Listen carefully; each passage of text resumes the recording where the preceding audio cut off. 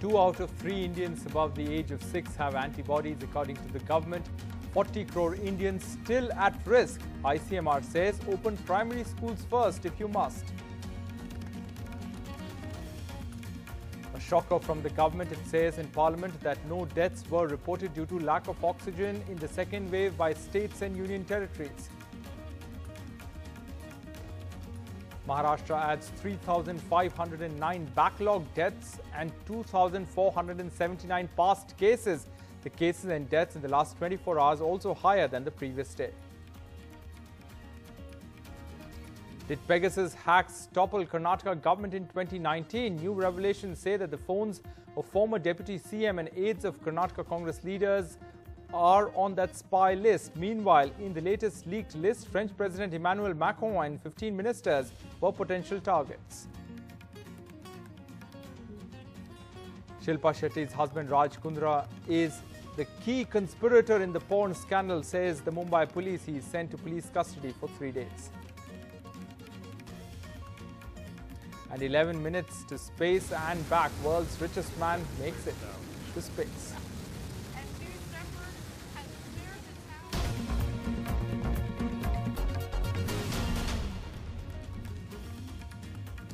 Hello and welcome to NDTV 24/7. I'm Rohit Wellington. Let's begin with our top story. Roughly 2/3 of all Indians over 6 or 67.6% of the population have antibodies against the coronavirus. That's what the government has said as it announced the results of the 4th Sero survey.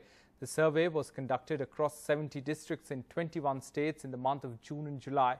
Here are the findings of that survey.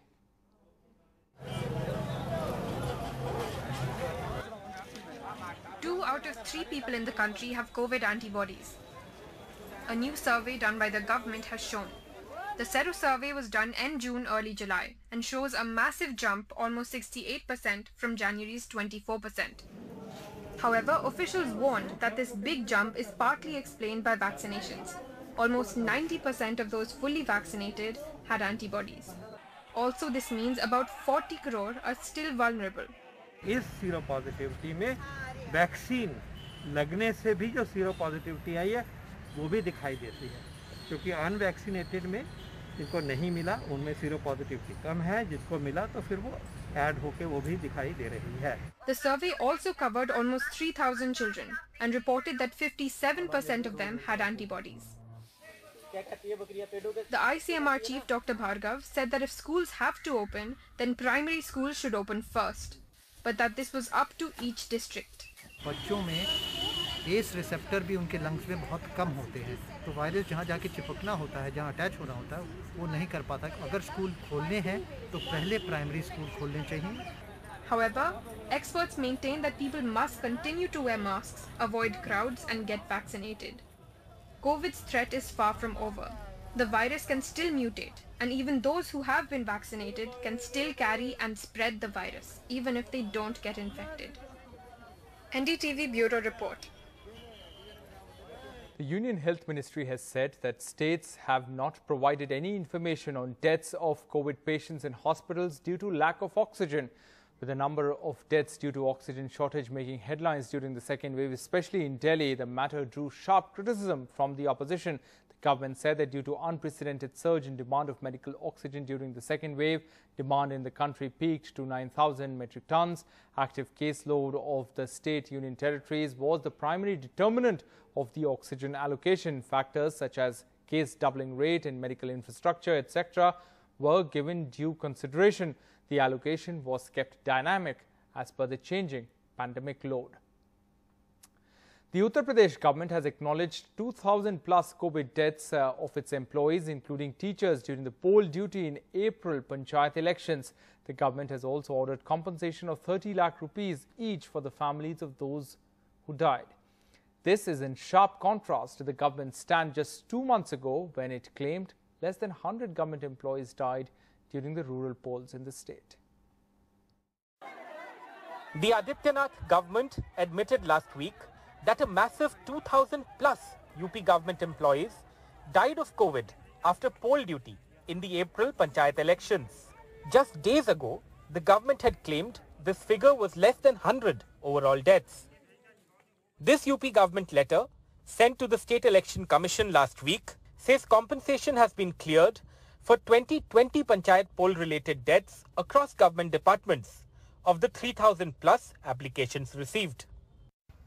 Among those now eligible for a 30 lakh rupee government compensation, the family of Seema Kumar, a primary school teacher in Saharanpur, who died on the 26th of April, 11 days after poll duty. हमारी बहू की जो death है election की duty की ही वजह से हुई है। जो है ना गवर्नमेंट को सोचना चाहिए कि बच्चों का साया चला जाता है। गवर्नमेंट को करना चाहिए कि जो है ना इस कोरोना के टाइम में जो है ना कोई इलेक्शन न कराए। But what has caused this change of heart, given that till May end, the government was only willing to acknowledge 77 deaths and claimed that just 3 of them were teachers. चुनाव चूंकि हैं जल्दी, अभी होने वाले हैं 6 महीने 8 महीने बाद, इसलिए दे रहे हैं। लेकिन हमारा मानना है कि अगर सबको लाभ नहीं दिया गया, इसमें वंचित रह गए, तो निश्चित रूप से गलत होगा। The total compensation will cost the government approximately 600 crore rupees. Half of that money has already been released, the government says. But among those caught up in red tape, Rita Yadav, the wife of primary teacher Santosh Yadav, one of those who died in eastern UP's Gazipur. मैं क्या अब विभाग के हिसाब से तो मैं उस दायरे में नहीं आई, लेकिन क्या उस निर्वाचन ड्यूटी लगाने वाले की कोई जिंदगी नहीं थी क्या उसकी? The UP government says it is willing to consider more compensation applications. With Sunil Singh, Ashok Kashyap and camera person Vineet Verma, this is Alok Pandey, NDTV. Now, Center for Global Development, a US-based think tank, has come up with a study which claims that India's excess deaths during pandemic could be as high as 4.9 million. Excess deaths are estimated to be in the range of 3.4 million to 4.7 million. That's what that study claims, saying that it could be 10 times higher than India's official COVID death toll. Arguably, India's worst human tragedy since partition and independence. That's what the think tank says. The report co-author, former Chief Economic Advisor Arvind Subramanian, says that data imply that 4 million people died in the pandemic in India. Now, despite shortage of vaccine doses, Madhya Pradesh reported over 4.5 lakh vaccinations on Monday. But shocking pictures have emerged from different districts where beneficiaries were seen lining up outside the vaccination centres with no social distancing as they gathered to get their jabs. A near stampede in Dhar in MP at a vaccination centre. People trying to rush in, slipping and falling on top of each other. Many without masks. लगभग 15-20 दिन के अंदर vaccine हमें जिले से कम प्राप्त हो रही है। लोगों में जागरूकता आ रही है। जागरूकता होने के कारण हमारे टीकाकरण सेंटर तो वही 4-5 चल रहे हैं। इस कारण से ग्रामीण क्षेत्र के लोग भी हमारे धामधन में आ रहे हैं। इस कारण से यहाँ भीड़-भाड़ हो जाती है। In Rajgarh, a 1 kilometer long queue at a vaccination center. No social distancing. On Monday, a record 4,55,496 doses were administered throughout the state. But this meant a lot of chaos at vaccination centers. देखिए, vaccine को लेकर जनता में जबरदस्त उत्साह है। कमी कहना उचित नहीं होगा। Earlier in the month, there were similar scenes in Chhindwara district when thousands rushed to a vaccination center which had only 280 doses. Now the MLA from Chhindwara and former Chief Minister Kamal Nath is asking questions. So far, 2.5 crore vaccine doses have been administered in the state. More than 2 crore people have received only a single dose. As per estimates, there are around 5.7 crore people in the state who are still to be given even a single dose. After a national record of 17 lakh vaccines on June 21st, the numbers have flagged. There also have been reports of people getting vaccination certificates even without getting a jab. In Bhopal, with camera person Rizwan Khan, Anurag Dwari for NDTV. Now to the northeast, where most of the states are witnessing a prolonged second wave of the pandemic, with more cases of Delta variant emerging in the region and a slow decline in the number of fresh cases. Several states in the northeast have been forced to either announce fresh lockdown or other stricter measures to control the situation. Ratnadeep Chaudhary reports. The COVID crisis here in the northeast is alarmingly high. For instance, While the all India cases have fallen to a 4-month low, Mizoram has reported a new all-time high of 807 fresh cases, of which significantly 233 cases are that of minors. Tiny and remote, Sikkim's officials are concerned at its prolonged second wave. 99% of the samples sent for genome sequencing recently were the Delta virus strains, while only 20% of the population is fully vaccinated. अहिलेको जुन 23 जुनमा पठाएको genome सिक्वेन्सिङको अब आज मात्रै इमेलद्वारा यो confirm गरिएको छ। यसको विधिवत रिपोर्ट डेल्टा भेरिएन्ट हाम्रो यो जुन पुल गरिएको स्याम्पल थियो 98 वटा स्याम्पललाई हामीले पुल गरेर र्यान्डमली पठाएको थियो। त जेनोम सिक्वेन्सिङमा फेरि उहाँहरूले 97 वटा स्याम्पलमा डेल्टा भेरिएन्ट भनेपछि कन्फर्म भयो। ती प्रिभलेन्ट हाम्रो यसमा रहेछ कम्युनिटीमा भन्ने कुरा बुझ्यौं। It's not only Sikkim, but across Northeast there is a high prevalence of the Delta variant. And positivity rate is also high in states like Meghalaya, Manipur and Mizoram. And the R factor that determines the speed at which the infection is spreading is also high in this region. On 19th July, the national reproduction number was 0.97. But except for Assam, the other 7 northeastern states were more than 1. That is, indicating that infections are spreading and not contracting. For Mizoram, R value has increased to 1.27 from 0.86 this week. Manipur, where R was slightly over 1 last week, but has now increased to 1.24. Tripura also saw an increase of R to 1.17 from nearly 1 last week. In Arunachal Pradesh, the value was 1.14 last week, but has increased to 1.15. For Sikkim, R increased to 1.20 this week from 0.88. Similarly, the R in Nagaland increased to 1.1 from 0.87 last week. Meghalaya also saw a rise in its R value from 0.92 to 1.08. Assam has an R value of 0.86, the only state in Northeast below national average. On top of it, a recent ICMR study shows the Northeast is reporting breakthrough infections. In a recent survey of 6,000 SARS-CoV-2 positive, we found 18% were of vaccinated category, 12% after first dose and 6% after second dose. And this Delta is prevalent in Northeast at the moment. And we also do have an instance of mixed infection, that is by both Alpha and Delta variant. Manipur is on a 10-day lockdown since last Sunday. Tripura has already imposed a weekend curfew and a day curfew in Agartala and 11 other urban local body areas till July 23rd. Assam has total containment zone and curfew in 5 districts. The fear of an extended second wave merging into a possible third wave looms large. Because of the various interventions which were carried out in the northeastern states, the plateau is not very high.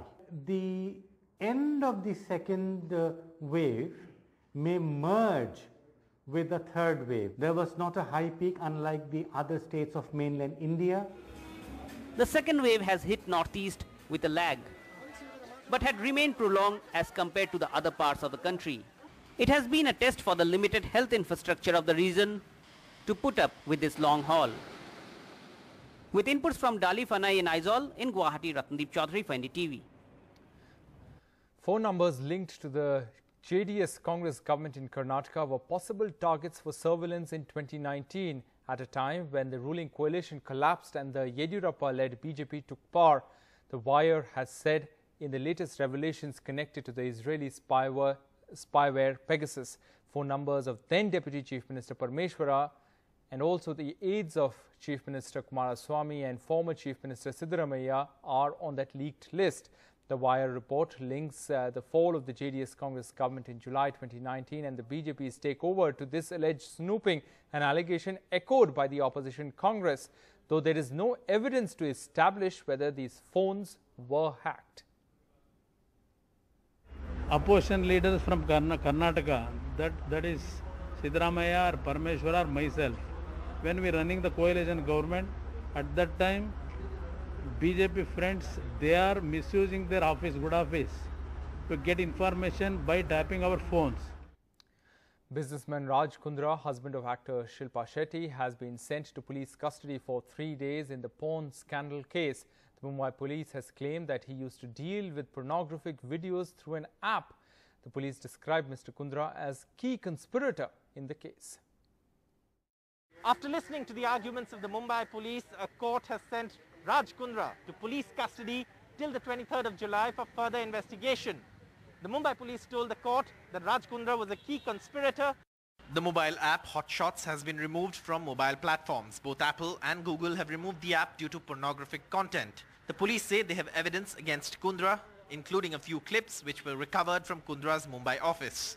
उनके office से हमको agreement के papers मिले हैं, WhatsApp chats मिले हुए, ये सारी चीज़ें और पोर्नोग्राफिक क्लिप्स भी वहाँ से बरामद हुई है. Police say the women were paid around ₹10,000 for these clips, and some of the victims complained that they were lured by the promise of breaks in web serials. Ryan Thorpe, who used to look after information technology for Raj Kundra, has also been arrested after the searches at the office. The police have clarified that in investigations so far, they have found that Raj Kundra's wife, actor Shilpa Shetty, did not have any active role in the conspiracy. In the fresh office search that we conducted yesterday, we found lots of incriminating evidences based on which we arrested. According to the police, Kundra's role was exposed after the arrest of a woman, Gehna Vashisht, who named the businessman's former personal assistant, Umesh Kamath. Umesh Kamath then revealed Mr. Kundra's involvement. The police say that the pornographic content was created by Kundra's company.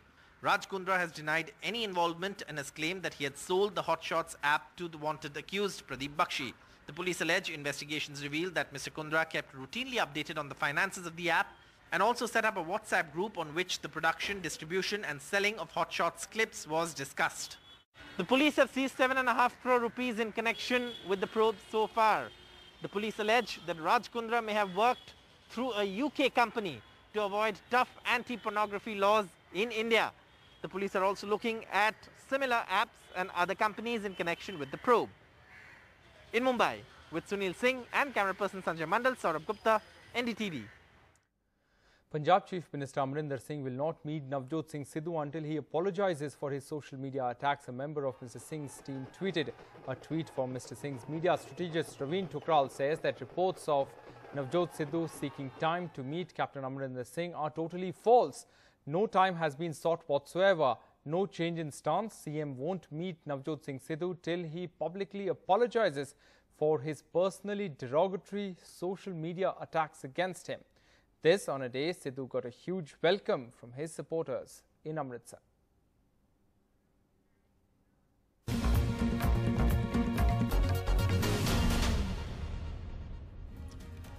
Welcome back. A draft population control bill prepared by the Uttar Pradesh State Law Commission has also generated a tension in neighbouring Madhya Pradesh. Many sitting ministers and BJP politicians are now asking for a similar law for MP.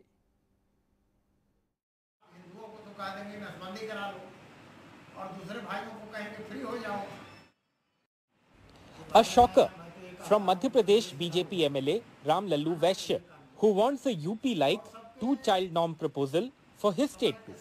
Except, Mr. Vaishya has 9 children himself. हमारा नारा था हम दो हमारे दो, क्या ये संभव हो सका? पर नहीं, मैं ये कहता हूँ कि समय के हिसाब से आप हिंदुओं को तो कह देंगे नसबंदी करा लो और दूसरे भाइयों को कहेंगे फ्री हो जाओ. Earlier this month, a draft bill in Uttar Pradesh, prepared by the state's law commission, proposed multiple curbs on people with more than 2 children, including on the right to contest local polls. In neighbouring MP, it's not just BJP MLAs, but even this top minister who wants something similar. इस देश की बहुत बड़ी समस्या जनसंख्या है, इस देश की बहुत बड़ी समस्या आबादी है और निश्चित रूप से इस यदि आबादी को इस जनसंख्या पर हम नियंत्रण करेंगे तो हमारी बहुत सारी समस्याएं समाप्त होंगी. इसलिए मेरा स्पष्ट मानना है कि निश्चित रूप से जनसंख्या नियंत्रण कानून की परिधि में आना चाहिए.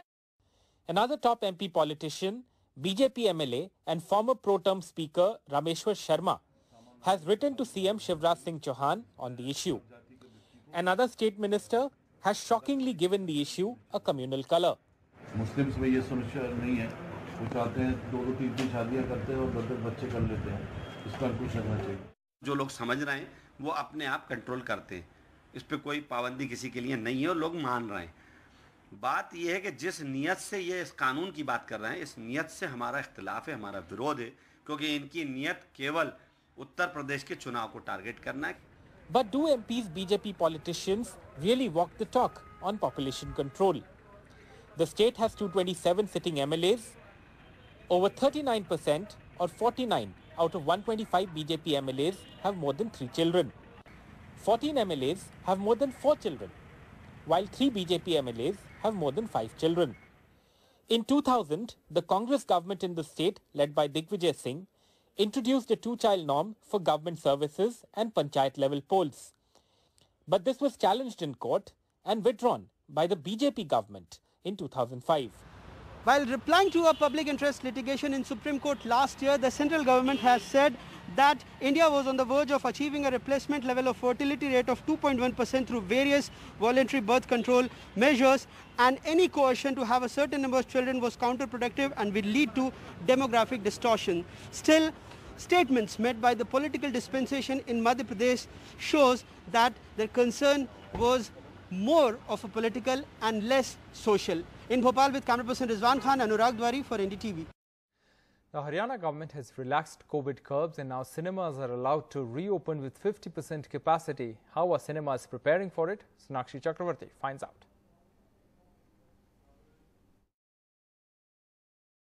The news has excited us, looking forward to our visitors coming to the cinema and just watching their favorite shows. To make it more secure, all COVID protocols as mandated by the government are being strictly observed in the mall and shall be equally followed in the cinema theatres. Could you highlight and tell our viewers how much has this industry suffered loss? During the COVID period, the OTT platforms was a necessity. I mean, the cinemas were closed and there was no other option. But the experience and the feel of coming to Audi with your family and going round, we are very sure and confident will make these places full again. Our fatality rate is still less than 0.5. Now the cases are in single digit. Even in Haryana, the cumulative cases are less than 500.